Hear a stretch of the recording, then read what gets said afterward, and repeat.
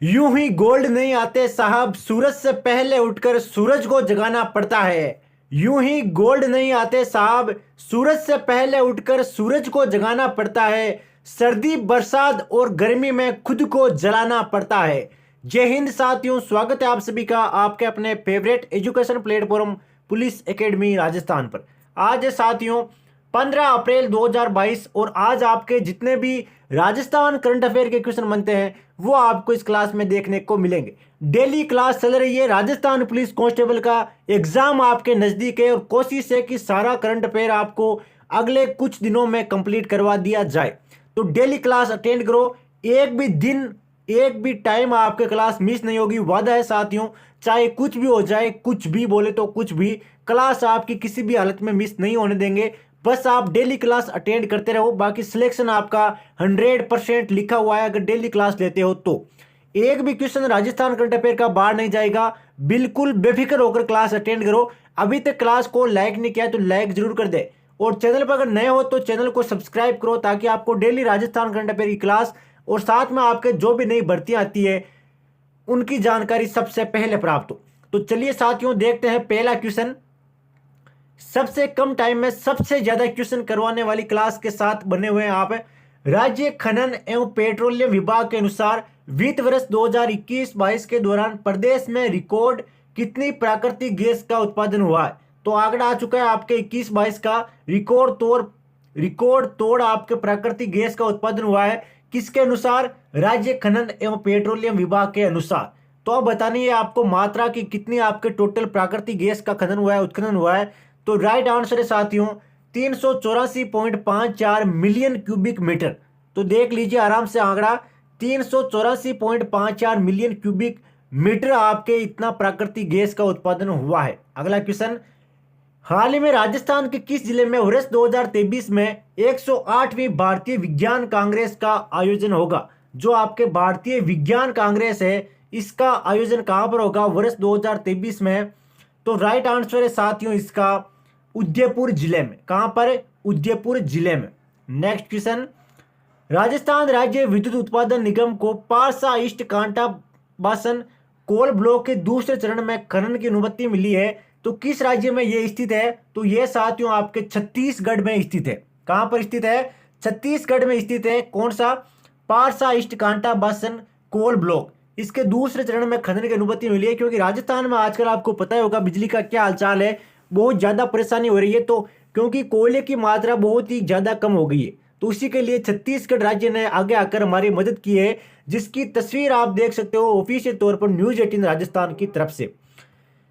अति महत्वपूर्ण जानकारी साथियों रट लेना, छत्तीसगढ़ सरकार ने राजस्थान राज्य विद्युत उत्पादन निगम को पारसा ईस्ट कांटा बासन कोल ब्लॉक के दूसरे चरण में 1136 हेक्टेयर क्षेत्र में कोयला उत्खनन के लिए वन भूमि व्यापरिवर्तन को अनुमति दे दी है साथियों। तो बड़ा शानदार कार्य किया गया है छत्तीसगढ़ सरकार के द्वारा राजस्थान राज्य के लिए। भारत सरकार ने राजस्थान को वर्ष 2015 में छत्तीसगढ़ के पारसा ईस्ट कांटा बासन कोल ब्लॉक में 15 एमटीपीए तथा पारसा में 5 एमटीपीए क्षमता के कोल ब्लॉक आवंटित किए थे और पारसा ईस्ट कांटा बासन कोल ब्लॉक के प्रथम चरण में खनन इस माह में पूरा हो चुका है। तो अब साथियों उम्मीद है कि वापस बिजली की जो आपके ट्रेन है वो पटरी पर आएगी और सभी साथियों को बिजली टाइम पर मिल सकेगी ताकि वो अपने अध्ययन में पर्याप्त रूप से टाइम दे सके।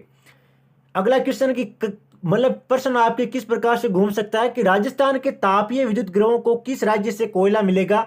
तो आंखें मीच कर साथियों छत्तीसगढ़ करके आना है। कौन सा राज्य? छत्तीसगढ़ राज्य से यह आपके राजस्थान को हेल्प मिली है, जिसकी मीटिंग की झलक आपके सामने है स्क्रीन के ऊपर। अगला क्वेश्चन, प्रदेश के किस विश्वविद्यालय में TEQIP 3 के अंतर्गत नैनो टेक्नोलॉजी रोबोटिक ऑटोमेशन के सेंटर ऑफ एक्सीलेंस की स्थापना की जा रही है। तो कौन सा ऐसा विश्वविद्यालय है साथियों? तो वह आपके तकनीकी विश्वविद्यालय कोटा। कौन सा विश्वविद्यालय है? तकनीकी विश्वविद्यालय कोटा में यह आपके सेंटर ऑफ एक्सीलेंस की स्थापना की जा रही है। अति महत्वपूर्ण जानकारी, सबसे पहले आप झलक देख लीजिए, अगर कोटा का कोई निवासी है तो वह इसको पहचान लेगा देखते ही राजस्थान तकनीकी विश्वविद्यालय को, जिसमें आपके नैनो टेक्नोलॉजी, रोबोटिक्स एवं ऑटोमेशन सेंटर ऑफ एक्सीलेंस की स्थापना की जा रही है। तो एग्जाम की दृष्टि से अति महत्वपूर्ण क्वेश्चन, सभी के सभी क्वेश्चन अति महत्वपूर्ण, और ये क्वेश्चन खासकर आपके सबसे महत्वपूर्ण है। हाल ही में प्रदेश के किस लोक कलाकार को संगीत नाटक अकादमी अवार्ड से सम्मानित किया गया है? तो उनका नाम है साथियों गाजी खां बरना, जिनकी झलक आपके सामने है। गाजी खान बरना को संगीत नाटक अकादमी अवार्ड से सम्मानित किया गया है, जो प्रदेश के निवासी है। नेक्स्ट क्वेश्चन की ओर बढ़ते हैं। हाल ही में डीआरडीओ द्वारा एंटी टैंक गाइडेड मिसाइल यानी कि हेलिना, अब मिसाइल का नाम पूछ ले तो नाम है साथियों हेलिना, का सफलतापूर्वक परीक्षण कहां किया गया है? तो हेलिना का सफलतापूर्वक राजस्थान में किया गया है। तो राजस्थान की करंट अफेयर के लिए मोस्ट इंपोर्टेंट क्वेश्चन, तो पोखरण जैसलमेर में इसका सफलतापूर्वक परीक्षण किया गया है। मिसाइल कौन सी है? हेलिना मिसाइल है साथियों। एग्जाम की दृष्टि से अति महत्वपूर्ण क्वेश्चन, खासकर राजस्थान पुलिस कांस्टेबल के लिए। रक्षा अनुसंधान और विकास संगठन डीआरडीओ के अनुसार यह विश्व के सबसे उन्नत एंटी टैंक हथियारों में से एक है। यह परीक्षण डीआरडीओ द्वारा विकसित तीसरी पीढ़ी की फायर एंड फोरगेट श्रेणी की मिसाइलों के सत्यापन परीक्षणों का हिस्सा है। तो तीसरी पीढ़ी यानी कि थर्ड जनरेशन। हेलिना के बारे में कुछ अति महत्वपूर्ण जानकारी। हेलिना को रक्षा अनुसंधान और विकास प्रयोगशाला यानी कि डीआरडीएल हैदराबाद द्वारा डीआरडीओ के मिसाइल सामरिक प्रणाली, missile and strategic system MMS cluster के तहत विकसित किया गया है। तो देख लेना, लेकिन याद मत करना एक्स्ट्रा जानकारी ये नीचे वाली हेलिना के बारे में। वर्ष 2018 से मिसाइल का सफलतापूर्वक निरीक्षण किया गया था और अब इसको अपग्रेड किया गया है थर्ड पीढ़ी में, यानी कि थर्ड जनरेशन। अगले क्वेश्चन की ओर बढ़ते हैं साथियों, बिना एक भी टाइम वेस्ट किए बिना। रक्षा मंत्रालय ने उड़ान योजना के तहत प्रदेश में कहां नागरिक हवाई अड्डा बनाने को मंजूरी दी है? तो जो रक्षा मंत्रालय ने जो उड़ान योजना है इसके तहत नागरिक हवाई अड्डा बनाने की मंजूरी बाड़मेर के उत्तरताई में दी है साथियों। कौन सा आपके जिला है?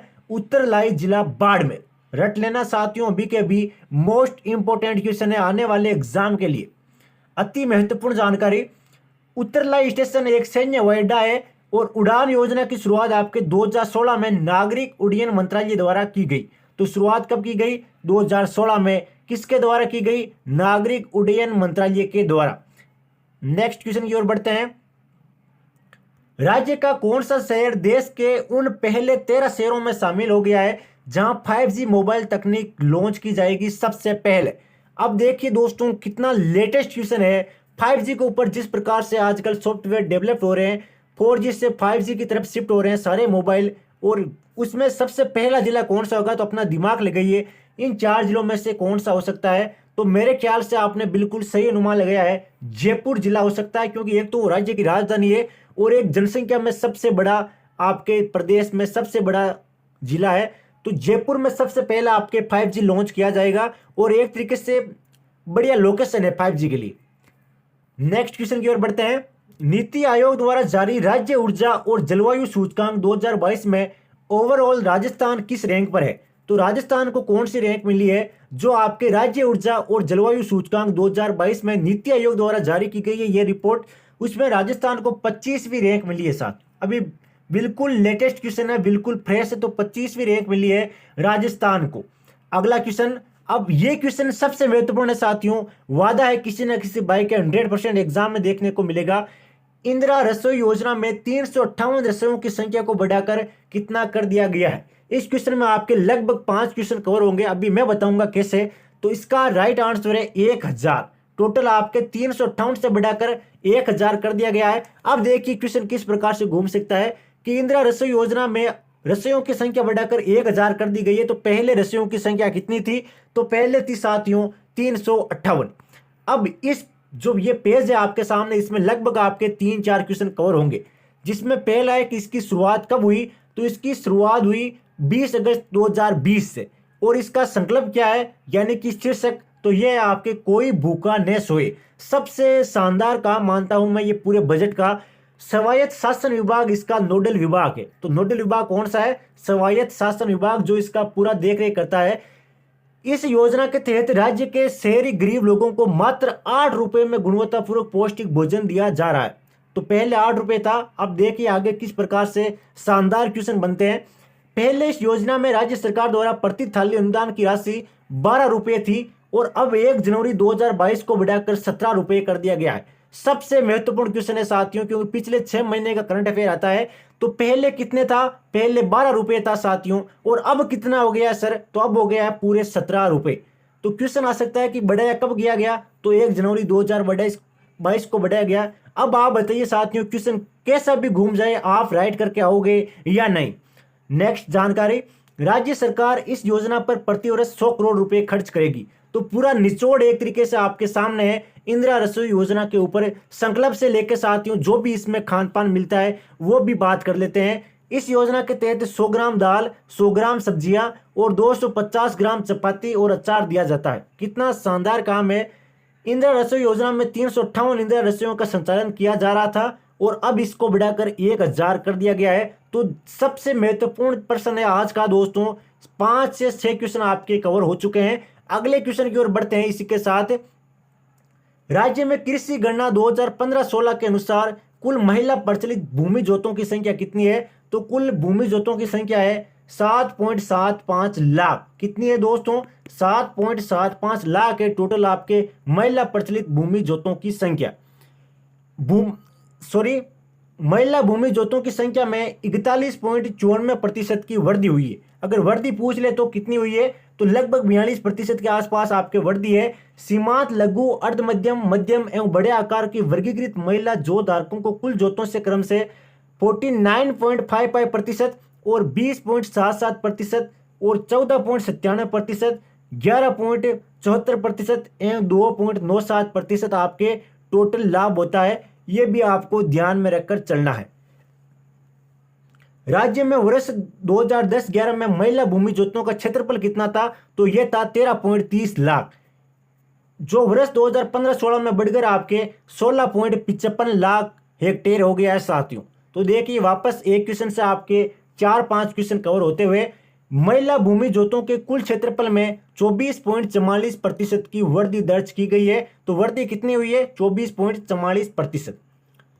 प्रदेश की सर्वश्रेष्ठ महिला क्रिकेटर्स के लिए दिया जाने वाला सुंदरकांति जोशी अवार्ड इस वर्ष किसे दिया जाएगा? तो यह अवार्ड दिया जाएगा सोनल कलाल और अनैया गर्ग को, यानी कि डी आपके राइट है। रट लेना साथियों, अभी के भी अति महत्वपूर्ण क्वेश्चन है कि सोनल कलाल और अनैया गर्ग को जो आपके सर्वश्रेष्ठ सुंदरकांति जोशी अवार्ड दिया जाता है क्रिकेटर्स के लिए। कौन से खेल से संबंध रखता है ये? क्रिकेट के लिए। अब आपके क्वेश्चन फॉर यू देखते हैं कि महात्मा गांधी नरेगा योजना के तहत 100 दिवस का रोजगार उपलब्ध करवाने में प्रदेश का कौन सा जिला देश भर में दूसरे स्थान पर रहा है?